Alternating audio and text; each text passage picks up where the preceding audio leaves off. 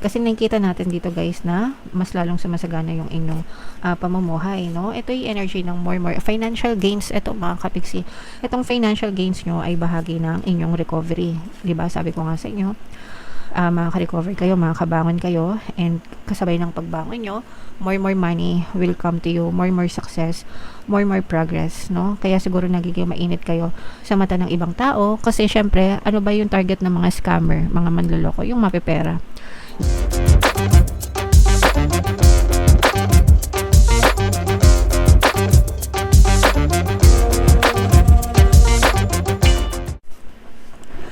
Hello guys, hello Aquarius, welcome back to Pinoy Pixie Tarot. Ang pamagat ng episode natin for tonight is Chinese New Year mga kapixie. So papalapit na yung Chinese New Year ngayong February 17 guys. Kaya ang reading na to ay para sa period na yan. So kung ano lang yung makaresonate guys, take that message. Unahin natin tong deck na to. Ito yung mga angel messages para sa inyo, mga gabay guys. So for some of you guys, no, maaring magkaroon kayo or maka-experience ng konting pagsubok, konting problema, konting challenge sa buhay nyo mga kapiksi. And okay lang yan guys kasi normal naman yan na magkaroon ng mga problema, pagsubok and challenge mga kapiksi, no? Bahagi ng buhay yan para matuto tayo ng mga leksyon sa buhay natin mga kapiksi, okay? So yeah, maging handa na lang kayo guys, no? And kapag dumating yung mga problema sa inyo guys, just tell yourself, this too shall pass, lilipas din ito, makakayanan ko rin ito, magiging ma-okay din ako, alright? So yan yung first message sa inyo. Ito naman guys, una, pay attention to your dreams mga kapiksi, no? Kasi baka may mga mensahe na gustong iparating sa inyo ang inyong mga anghel gabay mga kapiksi. Sometimes sinesend nila yan sa pamamagitan ng mga panaginip, no? So kung especially kung vivid dreamer kayo guys, pagkagising nyo naalala nyo yung mga panaginip nyo, ganyan kasi ako managinip guys, no? As in napaka vivid, lahat ng detalye ng napapanaginipan ko, pagkagising ko, natatandaan ko. Meron namang iba na kapag nanaginip, pagising nila, nakakalimutan na nila, di ba? So, kung natatandaan nyo yung mga panaginip nyo, hanapin nyo yung ibig sabihin ng mga panaginip na yun kasi baka may mga message sa inyo yung inyong mga angel guides. And another message naman ito guys is don't give up on your dreams, no? Mag-focus kayo sa mga dreams nyo guys, sa mga pangarap nyo sa buhay mga kapiksi. So kailangan nakafocus yung inyong energy mga kapiksi para matupad yung mga pangarap nyo, okay?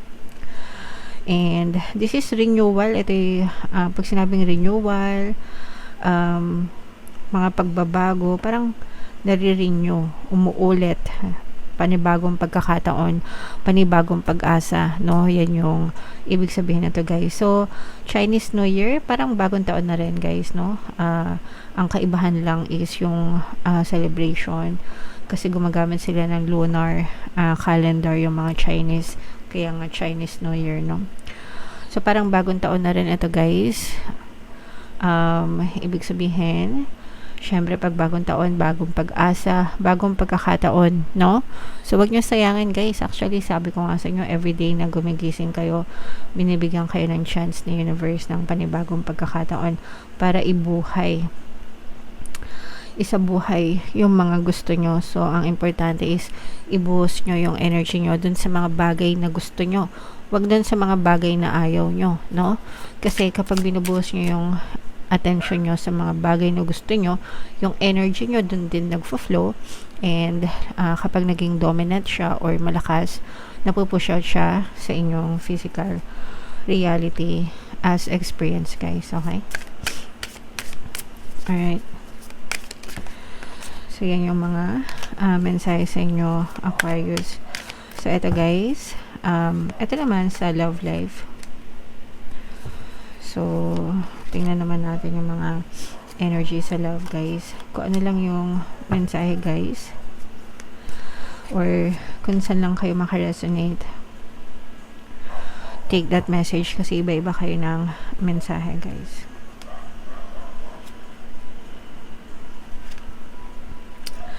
So, meron tayong, for some of you, mga kapiksi, ito reminiscing, no? Reminiscing, pag-alala sa mga memories na inyong tinanim ng iyong person. Pwedeng magkasama pa rin kayo, guys, pero naaalala mo yung mga past memories nyo, pwede rin hiwalay na kayo, tapos inaalala nyo yung mga magagandang alaala nyo. For some of you, guys, pwedeng lalo na kung LDR kayo, no? You have to make memories. Whether LDR kayo or hindi, guys, you have to make memories with one another, mga kapiksi. Mag-pictures kayo, mag-videos kayo, guys, kasi babalik-balikan nyo yun. Yun na lang yung mababalikan nyo once natapos na yung panahon na yun, di ba? And make sure na marami kayong matatamis na alaala na pwedeng balikan, mga kapiksi. Yung iba sa nyo, guys, pwedeng ini-stalk din kayo nitong person nyo. Baka tinitingnan kayo nila sa social media, mga kapiksi, lalo na kung hiwalay na. Okay? And ito naman, guys, ay unconditional love, no? Pag sinabing unconditional love, walang condition. Kaya maganda man or hindi man maganda yung pinagsamahan nyo, mahal nyo pa rin yung isa't isa ng person nyo, mga kapiksi. Okay? So, yun yung ibig sabihin ng unconditional. Actually, kaya nga ang sabi natin, guys, diba? Ang masasabi lang natin na unconditional talaga is yung pagmamahal ng magulang or ang pagmamahal ng ina sa anak. Kasi mga nanay lang yung makakatanggap sa mga anak nila kahit ano pang kalagayan nila, mga kapiksi. Okay? Pero pagdating sa mga jowa, sa mga asawa, minsan hindi siya talaga unconditional kapag hindi na kayo mahal or hindi na maganda yung pinapakita, diba? Nawawala na rin yung pagmamahal. So and eto naman, guys, ito yung separation, no? Cutting down ng connection. For some of you, maaring ma-experience nyo ito kung nagkakagulo na kayo, may mga pinag-aawayan na kayo na hindi ma-resolved. For some of you, pwedeng nakaka-experience na kayo ng silent treatment or cold treatment. Meron ng detachment dito, guys. Emotional gap,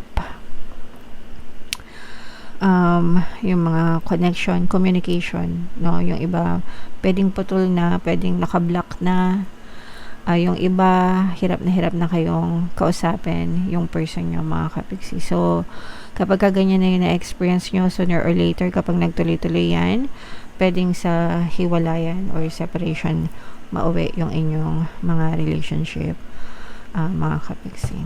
So comment down below, guys, if feeling nyo naka-resonate kayo dyan. So shuffle natin to, guys. Hanapin natin yung energy ng Aquarius. Habang sinashuffle ko to, mga kapiksi, panoorin nyo muna yung video natin regarding sa ating paano mag-manifest ng abundance video card. Kapiksi, sawa ka na ba sa mga struggles at hirap sa buhay mo? Masipag ka ba at masikap sa buhay ngunit hindi ka pa rin umaasenso? Ilang beses ka na bang nag-attempt mag-negosyo at mag-invest pero palagi ka pa rin nalulugi? Sa pagkakataon na ito ay maaaring may subconscious beliefs ka na nagiging balakid sa iyong pag-unlad at pagyaman.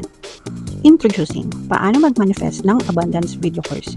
Dito ay matututunan mong ma-overcome ang mga balakid mo para tuluyan ka ng umunlad, umasenso, sumagana, maging matagumpay, successful at maswerte sa iyong kabuhayan, pera, trabaho, negosyo sa lapi at kaperahan ng bonggang-bongga. Dali, mag-send na ng email sa pinoypixie@gmail.com at simulan na ang iyong pagyaman ngayon. Alright, so sa lahat ng gusto mag-avail ng course, guys, meron tayong paano mag-manifest ng abundance video course, paano mawala ang third party at magkaroon ng harmonious na relationship, paano pabalikin si ex or vice breakup.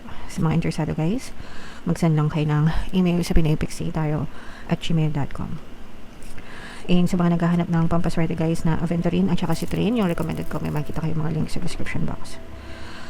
So, Aquarius ka and represent ng King of Swords. Meron din dito, guys, na presence ng another earth sign, Aquarius, Gemini, Libra, water sign, Cancer, Pisces, Scorpio. So for some of you guys, maaring may ganyang element kayo sa inyong natal chart, or you may be dealing with other signs na may ganyan sa kanilang natal chart.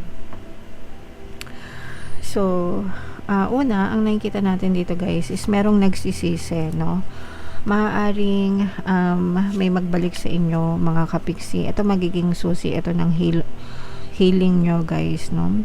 Especially kung let's say for example nagkaroon ng separation sa relationship, may umalis sa inyo, may humiwalay sa inyo mga kapiksi, or nagkaroon kayo ng tampuhan, pwedeng sa love ito, partner nyo or specific person, or kung nagkatampuhan kayo ng mga kapatid nyo, magulang nyo, or mga kaibigan nyo, or kapitbahay, kahit sino guys.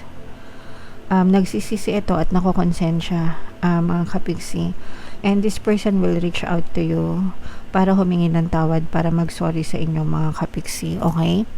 So sa pagsusorry niya, maaari maghilom yung mga sugat nyo mga kapiksi, and magiging malaking bahagi ito ng inyong healing guys, okay? Kasi minsan talaga gusto lang natin marinig yung salitang sorry sa kanila, 'di ba? Kasi sometimes kahit nasabihin natin pinatawad na natin sila, ganyan, gusto na natin silang kalimutan, pero hanggang hindi natin naririnig yung salitang sorry sa kanila, parang hindi pa rin tayo maka-move on, hindi pa rin tayo parang hindi mawala yung tinag sa dibdib natin. So for some of you guys, maaaring may mag-sorry sa inyo.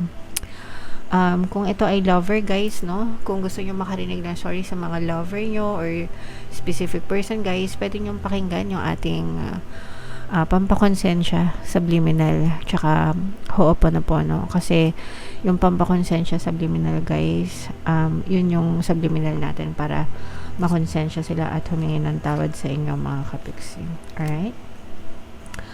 So yan yung ating first set of message. Ito naman guys, pag-recover ito, pagbangon. Kung kayo ay may mga sakit, mga karamdaman, mga kapiksi, mas nagiging maayos na yung inyong kalusugan guys. Pero syempre, no, palagi kong sinasabi na wag i-take for granted ang kalusugan. Make sure na magpakonsulta sa mga manggagamot para mabigyan kayo ng tamang diagnosis and karampatang lunas. Pero ito'y magandang senyales na kahit papaano bumubuti yung inyong mga pakiramdam guys. And kung kayo naman ay nagdanas ng mga problema and challenge guys, ito moving forward na ito mga kapiksi, no? Parang nakabuo na kayo ng mga plano, yung mga solusyon din guys sa mga problema nyo. Dadating din yung mga solusyon na yan ngayong panahon na to mga kapiksi, and maaaring makabangon na kayo, makabawi kayo sa mga bagay na pinagdaanan nyo guys, okay? So i-main-main nyo na yan, mga pagbangon, mga solusyon sa problema, recovery, itong healing guys, itong apologies. Ito naman guys, pag-iingat, babala ng pag-iingat ito, mag-ingat kayo kasi baka maloko kayo sa pera, lalo na sa mga kontrata mga kapiksi, no?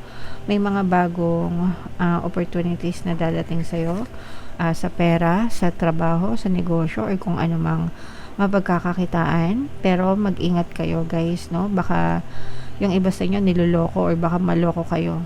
Kung may mga kontrata guys, make sure na basahin mabuti yung mga kondisyon, yung mga nakasaad sa kontrata guys, para hindi kayo malinlang, para hindi kayo maisahan, okay? Pero eto guys, mag-ingat, no? Doble ingat sa lahat ng transaksyon, negosyasyon, sa mga kinakausap nyo, sa mga taong pinagkakatiwalaan nyo mga kapiksi. Kasi nakikita natin dito guys na mas lalong sumasagana yung inyong pamumuhay, no? Ito yung energy ng more financial gains. Ito mga kapiksi, itong financial gains nyo ay bahagi ng inyong recovery, diba? Sabi ko nga sa inyo, makaka-recover kayo, makakabangon kayo, and kasabay ng pagbangon nyo, more money will come to you, more success, more progress, no? Kaya siguro nagiging mainit kayo sa mata ng ibang tao kasi syempre, ano ba yung target ng mga scammer, mga manloloko? Yung mapepera. Hindi naman sila magta-target ng mga putyo-putyo lang, 'di ba? Kaya mag-ingat kayo, no? Para hindi kayo ma-scam, hindi kayo manakawan. Mag-ingat din kayo sa mga robbery, guys. Pagnanakaw sa mga akyat bahay, sa mga dukot, mandurukot, snatcher. Mag-ingat kayo mga kapiksi. Okay? Tsaka dun sa mga online transaction, guys. Pero ito, guys, napakagandang energy nito sa pera, as in mananaga na kayo sa pera ngayong Chinese New Year, mga kapiksi. Alright? Okay, so yeah. Comment down below, guys, if feeling nyo naka-resonate kayo dyan. I-main nyo na lahat ng mga magaganda dito, Aquarius. And ito yung ating 2026 kapalaran, guys. Ito naman yung ating success stories ng paano mag-manifest ng abundance video course. Click here to subscribe, guys. Thank you for liking, sharing, and subscribing. See you next time. I love you all. Have a nice day. Bye-bye.